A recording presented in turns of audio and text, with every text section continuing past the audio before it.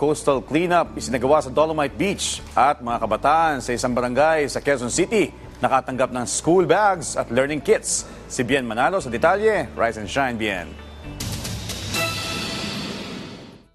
Bilang pakikibahagi sa International Coastal Cleanup Day, nakiisa ang Philippine Coast Guard sa isinagawang cleanup sa Dolomite Beach sa Malate, Maynila.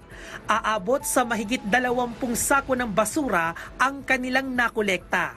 Higit 100 volunteers naman mula sa iba't ibang ahensya ng pamahalaan at sektor ang nakiisa sa naturang inisyatibo. Laking tuwa ng mga kabataan at magulang sa Barangay Apolonio Samson sa Quezon City.